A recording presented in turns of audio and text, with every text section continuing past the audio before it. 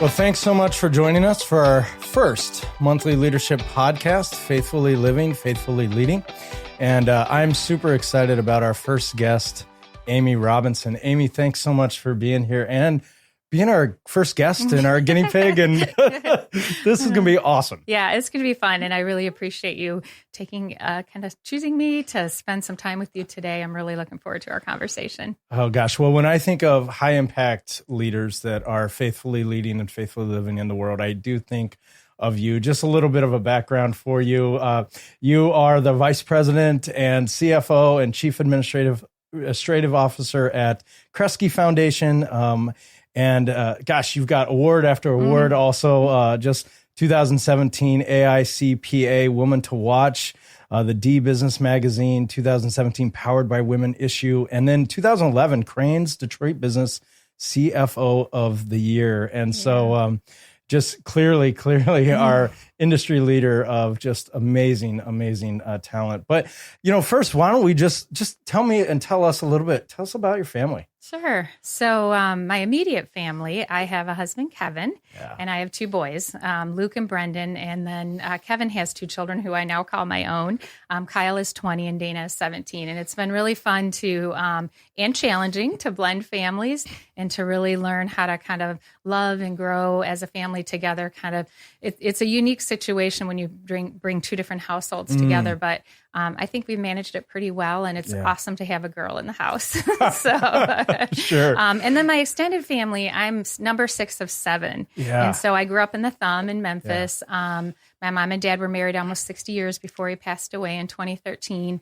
My 7 siblings, 6 of the 7 of us get together almost every Sunday at my mom's for dinner in the afternoon. Wow. So we have lots of kids, 26 nieces and nephews, 19 greats, and I think 3 great-greats. Yeah. So I'm really blessed with just this amazing family. Yeah. And your brother Bill was in my Leadership Macomb class, and I got to know him a lot, and just a great guy as well. Yeah. It's terrific. Yeah. Well, I just, as one who continues to look at faith and how faith integrates in our personal and our professional lives and where God uses us and blesses us, clearly faith is a leading point for you. And so can you just tell me a little, your faith story? Yeah. So I always say that, like, I've had a faith kind of since the day I was born, because 2 or 3 days after I was born, my mom and dad took me up to our annual church camp. It was in Marlette, Michigan, and we went there every summer that I can remember. And my mom still goes there 60 years later. And so I started out kind of with that from the beginning. And then we spent our lives in church. We were in church Sunday morning, Sunday evening, Wednesdays. We memorized scripture as a family. We, sang together. So I just have always felt the hand of providence in my life. It was never about sort of a time where I didn't have what I considered a faith. But I would say it was probably not until my teens and maybe into my early 30s where I really felt that close relationship with God. And, through my teens for sure. But I remember in my early 30s, and I was telling Kyle this story the other day because he was struggling with a lot of things. And I said, at some point, the journey is really yours, and you have to go through those struggles, and you have to figure out kind of what's best for you. And I remember going to my mom saying, like, I don't know, like, I have all this anxiety. I have 2 little boys. I don't know what to do. And she's like, this is your time to kind of figure it out with God and kind of what's your purpose and what are you supposed to do. And so, I think that throughout my whole life, but I definitely remember that point in my early 30s of where, like, I just realized, like, 100%, this is where my life needs to be. Yeah. It's interesting you say that. I think that everyone has that experience where all of a sudden faith has to become real, and it doesn't matter what denomination you're in or how your tradition looks at that. I think that becomes a point where you just say, this is really me, and it's my core now, and there's that point where you just say that. Yeah. Well, and I think it's easy sometimes when you're raised in the church to kind of just go along with it, and it's not a heart thing. Right. And, Kevin, he went to a different church before we got married, and I think he shared this with you, that it was a little more ritualistic and not, and he's constantly like, you have a relationship with God. Like it's, Yeah. and it's different. And so I think that at some point in your life, you develop that. Yeah. Yeah. I would agree. I would agree with you on that. Yeah. Hey, let's talk a little bit about your professional life too here. So you're in the nonprofit space. Yep. How'd you get into that, and how'd you move into that area? And then, what do you love and enjoy about being in that nonprofit area? So I had coffee with a prior colleague last night at Starbucks on my way home from work. And we were saying kind of like you accidentally fall into like even the private foundation world, which is a small sleeve of nonprofit work. Because I was in public accounting. So I did 5.5 years at a CPA firm downtown, PricewaterhouseCoopers, and loved it. In fact, that's where I met the Prisbys. In fact, Kelly Prisby was the first person I told I was pregnant with Luke. Oh, really? In the bathroom of our office, which is a crazy story. But, and I loved Eric and Kelly, and I made some great friends there. But I had several private foundation clients because I was in Detroit, and Kresge happened to be one of them. And so the head of finance at the time came to me and said, we're going to create this role. I think you'd be really great. What do you think? And I was kind of like, oh, I don't know. Like, I think that's going to move my career back. I was really I thought on track to maybe be partner at some point, but I just really felt like the mission touched me. It's a very broad mission, the betterment of mankind, but I've always felt like I wanted that connection to my work. And so I can't even believe I paused because it's been I've been there 23 years. I love it. I'll tell new hires all the time, like if you really put your heart into this space, you will love your job every day. Kevin will tell you, like, there's such a difference between going to a job every day and going to a place that you love and you're making impact. And we have, we're fortunate because we have a big endowment. It's almost $4 billion, but our grant making is about between 150 and 200 million a year. So we're really fortunate because I think we do make significant impact in a lot of different areas. And I think all of our focus is on urban and underserved populations and really trying to bring kind of equity across the board. And I feel like it's really tied with my personal beliefs and values. Yeah. Something you said there that I think is so important for churches and businesses. And even if you're starting a business, the mission, your mission statement really matters. It counts. That's what's going to encapsulate people and draw them in, not only to maybe be a client or maybe to be a partner or a member or come to your church or whatever it is, but even to come and work there, right? Yeah. And, whether you're a Warren Buffett fan or not, I love one of the things he always talks about, which is you work with people at an institution, and it's not, you can have a great kind of profitable company, but if you don't believe in that mission, or you're not working with colleagues that you like to work with, you don't want to be there. It's not where you're going to grow. It's not where you're going to thrive. Yeah. That is so true. Yeah. I do. Warren Buffett has so many pearls of wisdom, and So your schedule is just crazy. It is. And thank you so much for Kevin. Getting us in here tonight. Yeah, right. I know. So how do you stay connected to God and also through business and through your hurriedness of the day, and all those pieces, and then even too, like, how do you stay connected with family? I mean, that's got to be a huge piece. So one of the things my mom always said, is you make time for the things that are important, right? And I think it's prioritizing, and I don't always get it right. And I often make mistakes. But, I can just give you an example. Like last year, I was in Milan, I was in Japan, and I was in 12 or 13 other U.S. cities, right? On top of a full-time job and 4 kids and a big family. But I rarely miss Sunday afternoon at my mom's. And, Kevin and I try to have a date night a couple times a week. And we go over to Tustabaro, which is our favorite restaurant. So I think you just have to make the time for that, and you schedule it in. I mean, I schedule in my workouts, right? Like tomorrow, I know at 7:15, I'm going to be at Orange Theory. Like you just have to, I think you really have to have a schedule. You have to be flexible, but also say, like, these are my hard stops, right? This is where I try to meet now that Luke doesn't live in the house, right? Once or twice a month, make sure that we meet for dinner, because otherwise you lose connections. And as far as making time, for your personal relationship with God, I have a long commute, which is, 45 minutes each way, at least a day. So you can listen to podcasts.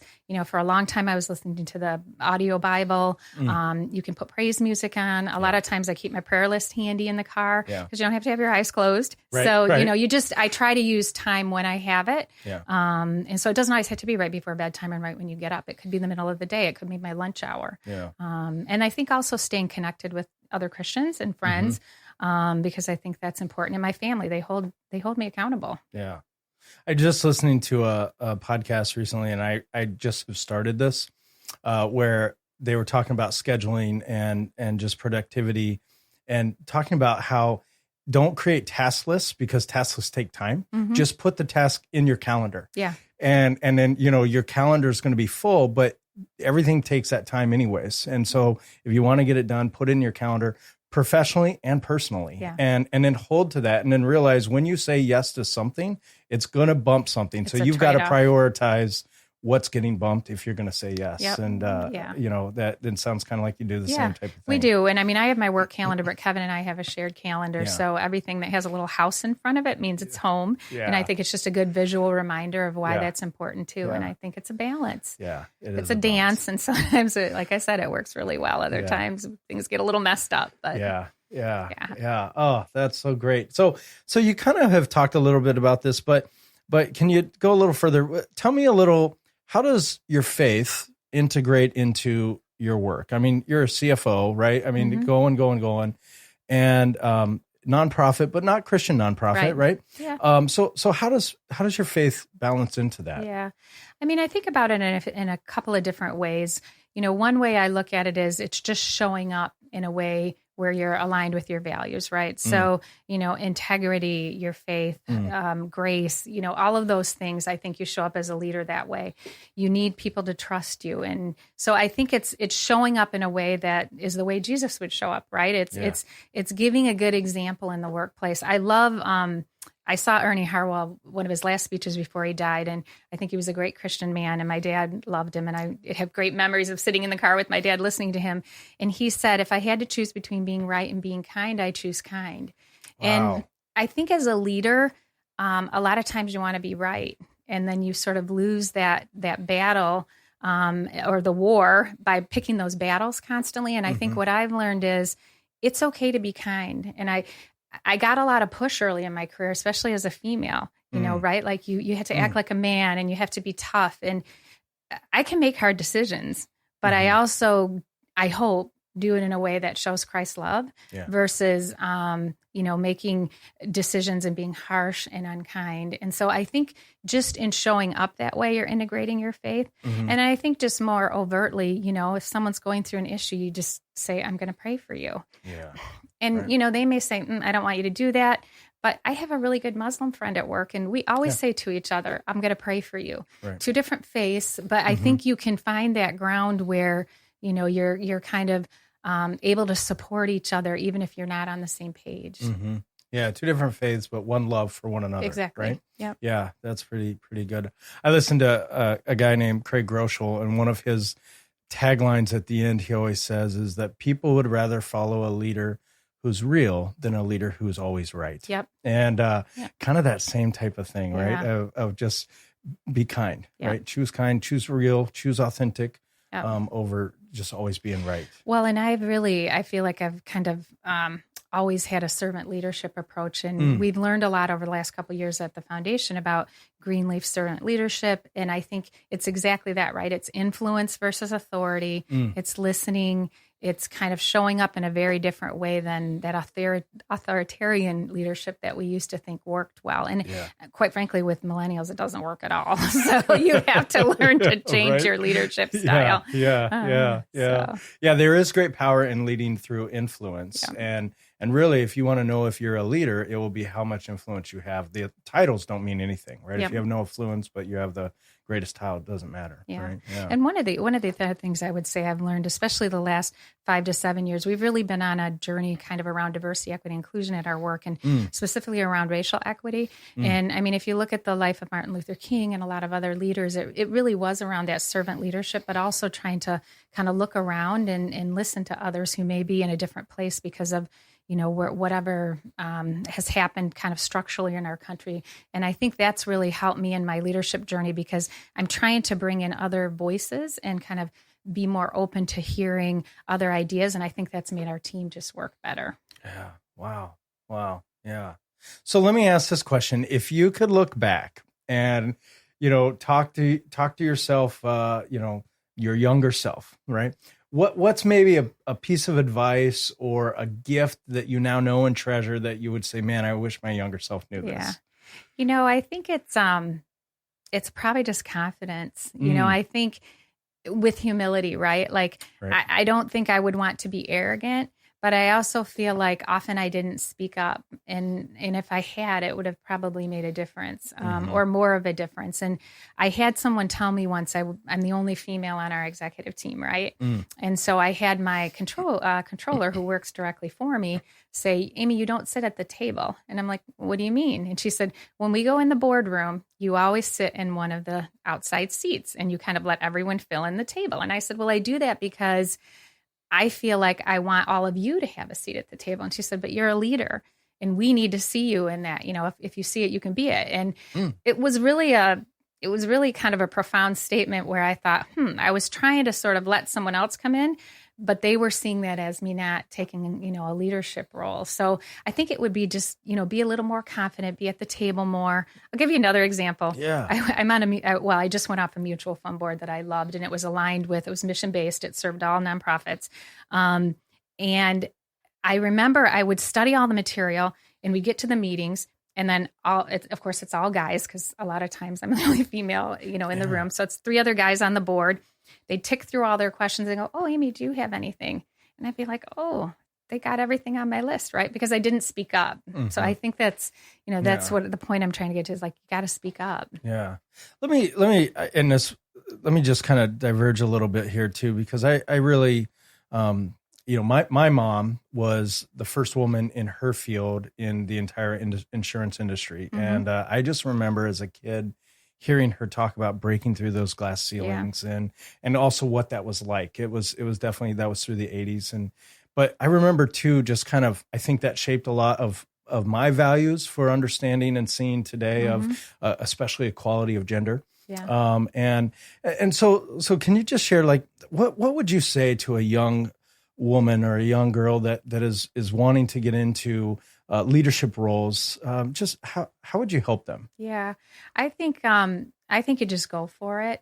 Yeah. I think I would say, don't necessarily step back, right? Like, you are on an equal playing field. 50% in accounting, at least 50+% are women at this point.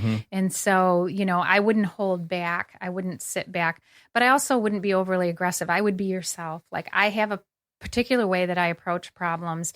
And I have never changed that, because I've always felt like that approach was authentic. It was genuine. And I think people need to see that. So I think sometimes, women try to be a little bit more aggressive than they typically are, or they hold themselves back when they just want to go for it. So I think it's just finding that balance, being yourself. And I think you'll be successful. Yeah. Yeah. Yeah. All right. So we've talked your younger self, right?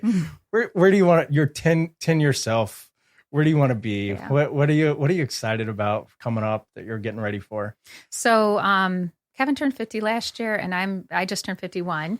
And I think, we keep talking about, like, 10 years from now, could we retire? And so it's more of and for me, it's not going to be a full retirement. And he knows that, like, I'll either do consulting or maybe sit on a board, or do more volunteer work. And I think we could do a lot of that together. But I really do think it's going to be a different time in our life where we can slow down a little bit, or at least have a little more control over our schedules. So, and also hopefully, and it can be much later, we can have grandchildren that we want to hang out with. But, we love being outside. We love doing a lot of that stuff. So I think it will be really having a chance to step back and enjoy that. And so in planning for that, I think a lot about living a little bit below my means, making sure that we're kind of saving, to get to that point, and thinking about creative ways to make sure that can happen in 10 years. Yeah.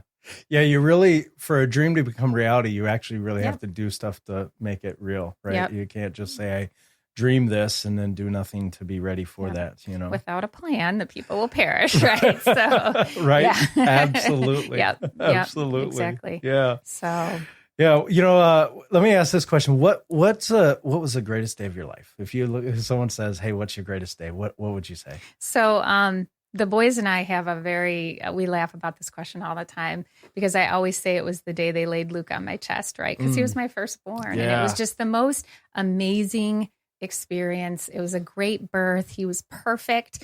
And, all your hopes and dreams are like bundled up in that little body. And it's such a miracle. Yeah. Like, God is present because it is such a miracle. Yeah. Of course, then I had Brendan and I thought that was the most amazing. But I just remember that day is just so profoundly impactful. And just crying with my husband at the time and just so grateful that we had this healthy child. Yeah. Yeah. It's interesting. I always say the day I understood the sacrifice that the Father made was the day I had a child. Until then I didn't really get it. You don't get it. Yeah.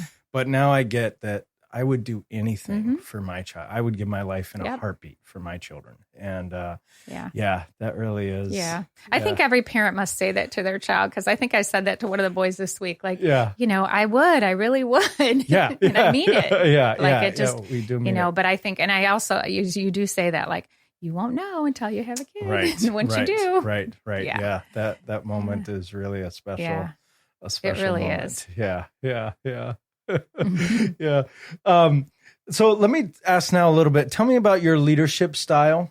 How have you grown and continue to grow in your leadership style? You know? It's interesting because I think you kind of start out, I always say it's like accidental leadership, right? Like, you're doing a job, like technically you're really good. Like I'm a really good CPA. Like I know accounting, right? But then eventually you get a person that's working with you, and then another person and another person, and you're just kind of making your way. And if you don't go through any formal leadership training, which a lot of folks don't, you make a lot of mistakes, right? And you, so I think what's been helpful, because my job is we do a lot of classes and, do a lot of training. So I've been able to do 360s where they kind of ask everyone around you and outside folks about, so you can learn from that. We've had formal training. We've done servant leadership training. We've done a lot around emotional intelligence. So, do you have self-awareness? Do you have empathy? Kind of all of those traits that help you be a good listener and really be a good leader. So, it's a learning journey. In fact, I was prepping for some training about a month ago that I was the executive lead on for the office, and Brendan came up behind me, and I was watching a podcast, and he said, "What are you doing, Mom?" And I said, "Oh, I'm watching this on leadership." And he goes, "You've been doing this for 30 years. Like, you got this. You're great at it." And I was like, "No, really." Like, I have a lot to learn, right? Because it's not something that you're at the end, right? It's just a continuous process of learning. And I make mistakes. I make mistakes all the time with people. And, I've had a couple at Kresge where I've had to go to, an employee and say, like, "I blew it. I'm sorry. Yeah. Can you forgive me?" And and it impacts people's careers and their lives.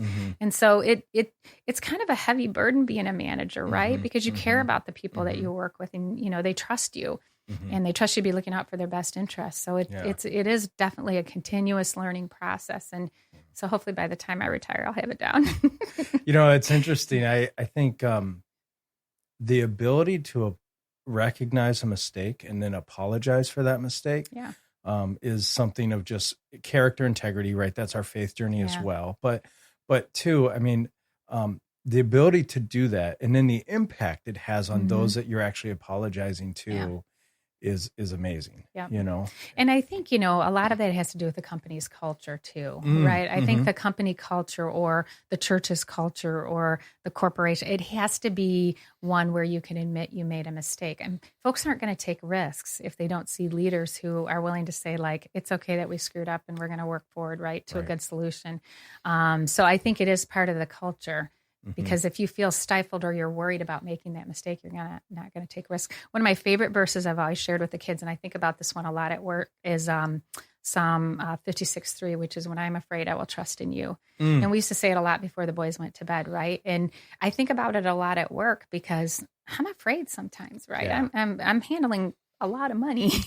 And, I have a lot of responsibility and a lot of people that are relying on you. And, just to know that you're not alone in that journey is a big difference. Yeah. Yeah. No, that is such a great verse. That's one I'll remember. The other one I love is, what is it? My mom used to say this all the time. Was it profit a man if he gains the world and loses his soul, right? Like, it doesn't matter how much money you make or, what your prestige or whatever. Like, a lot of these awards, people have kind of put my name out there. Like, I don't really, a lot of the recognition is not what I'm looking for. I really love what I do. And I think I remember all the time that in a heartbeat, this is going to all be gone. And if it is, I'm okay. Like I've lost it all. I went through divorce and lost the person that I thought, I would never find that kind of love again. And, so I know you can lose it all, and I know you can come back. And I know if I lose it all again, the person that's going to be there when I'm laying on the closet floor crying is God. Yeah. He's my father. Yeah.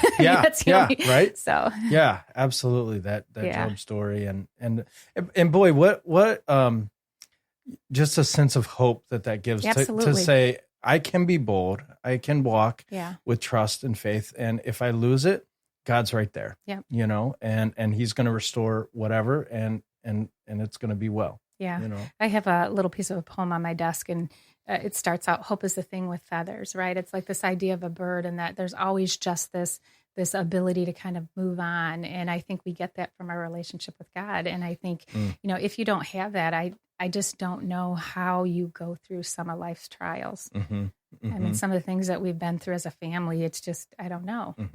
Right.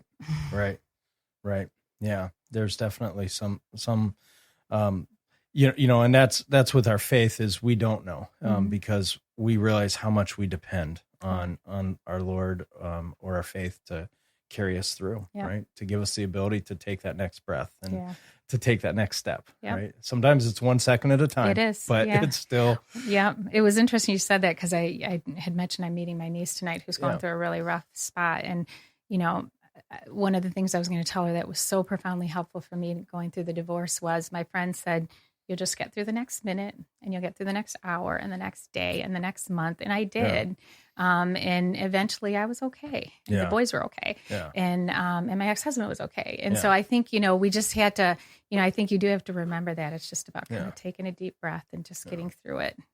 Max Lucado has a great book. It's called You'll Get Through This. And just kind of that reminder, no matter what storm you're going on in your life, you will get through this through faith with Christ, and you will come out on the other side. Who are some leadership, podcasts, books, things like that? Who are you learning from? Who are you devouring? Yeah. I mentioned a bit about Greenleaf, because I love servant leadership. So, I tend to read, I tend to have read all of his work. I mentioned Martin Luther King because I like a lot of that. I don't do a lot of the kind of modern, I feel like there's been a few podcasts that I'll find online, but there's no particular author that I feel, aligned with as far as their approach. I learn a lot from folks that I meet. Like there are a lot of really great other CFOs, my CEO, others in the organization who I think are really great servant leaders. I try to kind of watch them and role model off of them, because I think we have some amazing, leaders at the foundation. So what I hear you saying is, and I think this is an important piece, especially when we're around or in a room or networking. So oftentimes, people can get wanting to see who else is in the room, but you're saying be present with the person you're at. And I just heard someone else say the same thing, was saying, they learn the most from actually the people they're having the conversation with. And well, that's a servant leadership. It's listening, right? Because so often we want to talk and we don't want to listen to what, others are saying or calm ourselves enough. Because I think our heads are always moving, our unconscious mind is just moving constantly. And so I think it partially comes with age, where you can just kind of let there be a little lull, let there be a little space. And a lot of folks just aren't uncomfortable with that. I should tell you an interesting story, because I think it relates to this a little bit, is about just being quiet. Because I think you're right, with a schedule like mine or yours, or, you're constantly moving. So I was in Boston for a mutual fund meeting, and one of my sons was going through something pretty rough. And I wanted to help, but not fix it, right? And kind of be supportive. And I got stuck in Boston during the nor'easter. And so I was standing at the window, and it was just beautiful because the storm was coming, and I needed that time off. Like I needed that minute to kind of think through this problem and pray through it. So I stand there praying, and I'm like, okay, well, I could call and do this, and I could call this person, and I can get this resource, and I can do this. Like all my wheels of management were like moving in my head. And all of a sudden, it was almost audible, but it was in my head. God said, do you trust me? Because I love him more than you do. Wow. And I was just like, I get chills right now, right? Like, because this beautiful storm was moving in, and it was like, okay, like, I don't have to fix this for him. Right? Mm-hmm. Like God's got it. Mm-hmm. And so often I think we're at work and, we're trying to fix all these things and we just need to kind of step back a little bit and breathe and, kind of listen. So, yeah. Yeah. It's, I always say too, I do believe God still speaks to us. And, I've had a few moments where it was that just kind of when I stopped that I heard his voice and, we just need to stop. Yep. Right. There's great power in that. Be still and know I am God. Right. And that stillness is where he just really comes in. Yeah. So in leadership, right. And especially in just growing and, accelerating in your role, there at the executive level, it could be easy to forsake, a characteristic, forsake something. What would you give to someone who's, climbing, who's learning, who's growing? What would you say? Whatever you do, don't lose this. Yeah. I think it's, know your values and stick with them. Right. So, if your values are integrity, if your value is whatever it is, grace, faith, you've got to stick with those values. And another one of my mom's favorite sayings, like, you look yourself in the mirror every morning, right? Like, it's you and God, and he knows, and you get to make a choice every day how you show up, and you can show up one way at work and a different way at home and a different way somewhere else, but he knows. And so I think it's, aligning with your values, sticking with them. Of course you learn and grow and change and might tweak your values over a time period, but there are just integral parts. Like, I know, right? Like my faith, and my family, they're just integral to who I am. And everybody at work knows I spend Sunday afternoons with my family, right? I don't like to travel on a Sunday afternoon because that means I don't get to go to mom. So, I mean, I think, people know that, they see it. So that would be the advice I would give. It's just really don't ever violate your conscience. Yeah. And I think too, like you're saying, be open about that, right? And just be public about that and say, this is who I am. One of mine is that God's first, my family's second, ministry's third, and I don't apologize for that. Right. Because, I always say, I'm not going to lose my kids to ministry. I don't want them at the funeral to go, I'm glad the church knew my dad, but I didn't. Right. Yep. I think that's important. Absolutely. Yeah. So be public about that. I would. I would. And I'm not sure I always get that right, honestly. Oh, I don't always get it right.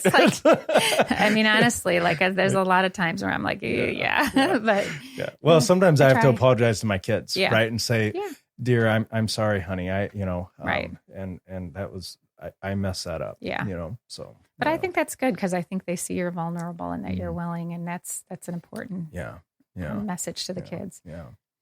Well, all right. So we're just swinging this pendulum all over the place, but man, I'm learning so much today. This is just awesome. Help me.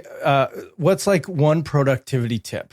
Like, something you do that you go, man, this really makes my day just productive. So I always look at my calendar the night before. Okay. And I always do a quick, like whether it's at the end of the day or when I get home at night, I do a quick sweep of, okay, what's tomorrow? What's the rest of the week? What's next week? Right. So I told you this week I had, executive team meeting this morning, podcast tonight, speaking at OU tomorrow, Thursday in New York, Friday downtown.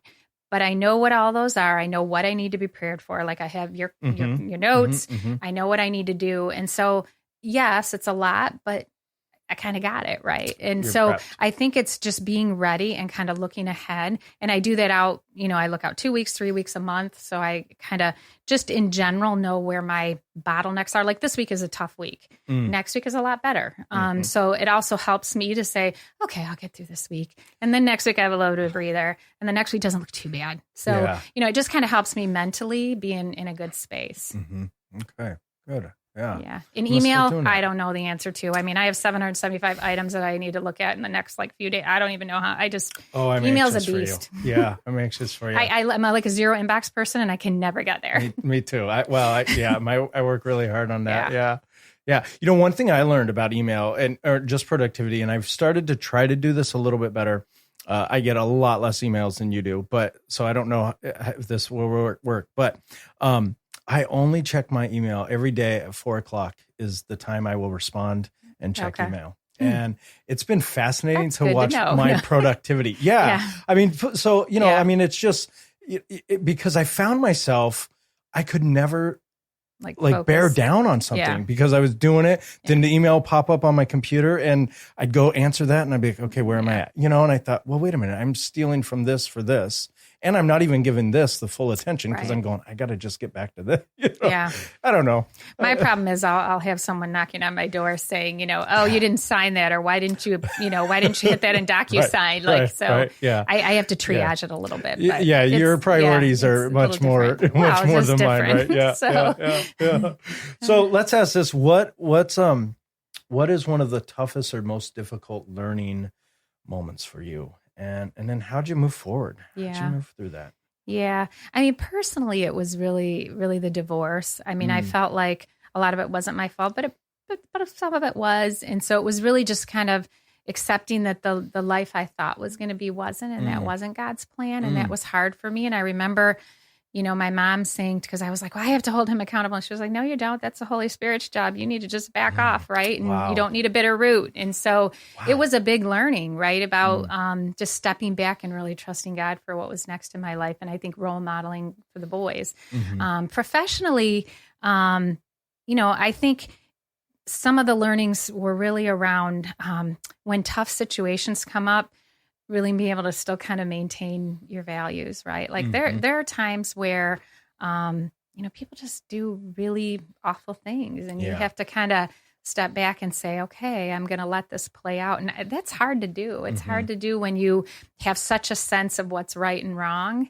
And so I think, for me, that those have been some of the toughest decisions at work because, the technical stuff is pretty easy. It's the people stuff and when people hurt you or undermine you or undermine a colleague that you care about, those are the situations that I have like a much tougher time struggling with. And I had a boss who was hard. Like I always felt like Pavlov's dog. Like when he yelled, I would just straighten up. And I had to learn like how to manage him because he wasn't going anywhere. He did eventually retire, but he was tough. And so professionally, those were some of the kind of hardest because I think as a woman, sometimes you do get pushed in different ways, and you just have to learn how to manage those situations. Wow. All right. So then, what advice would you give people, right? You're talking about a boss who is tough. But what advice would you give people about receiving constructive feedback and then how to move forward with that? Yeah. Right? So we just had a 4-hour session on candid conversations and on giving feedback. And I think what I learned, and we did a lot of role playing, I think what I learned is bring the person into the conversation, right? So I don't know, like Greg and Nikolai are having this issue. They can't seem to resolve it. So, as a manager, if you can come in and say like, I've been kind of watching this situation, but what are your thoughts on how this is playing out? And, do you have any thoughts on maybe how we can resolve this problem? So really you have to move away from the you, right? And kind of like, I'm feeling this. How do you perceive it? Which I think is not human nature. It's like, Greg, you're not really doing what you're supposed to do. Nobody receives that well, right?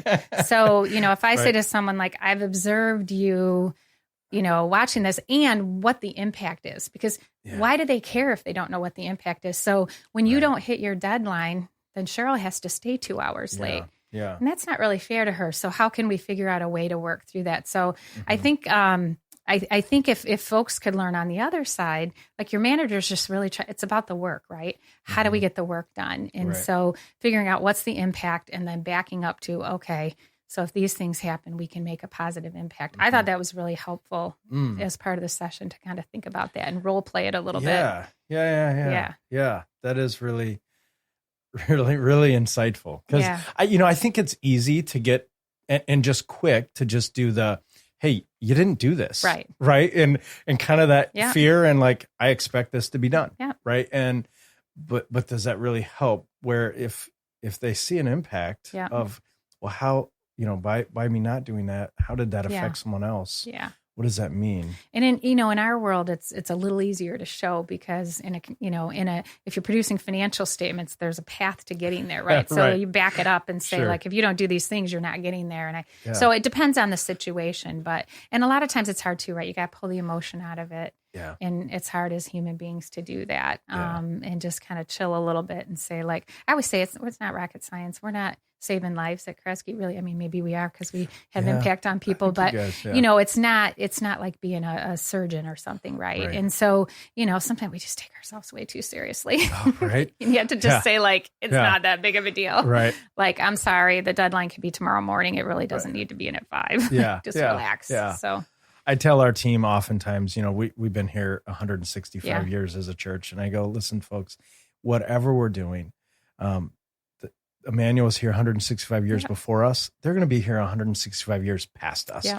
We're not closing any doors right now. Yeah. So, let's just, we got stuff to do. We got to be good stewards, but let's not take ourselves too seriously. I think that long-term view is important because the foundation's been around almost 100 years too. And I think that long-term view is important, but we love the place so much that we really, you just want to be a good steward. And so sometimes that passion just overflows, which I think is good. It just has to be tempered. Yeah. So how do you unwind? How do you? So Kevin and I, we love to be outside. Yeah. So, we have our bikes, which we ride to church on in the summer when we can. Yeah. We have kayaks. We hike. So last fall, we did the Sea Caves off of Santa Cruz Island in California.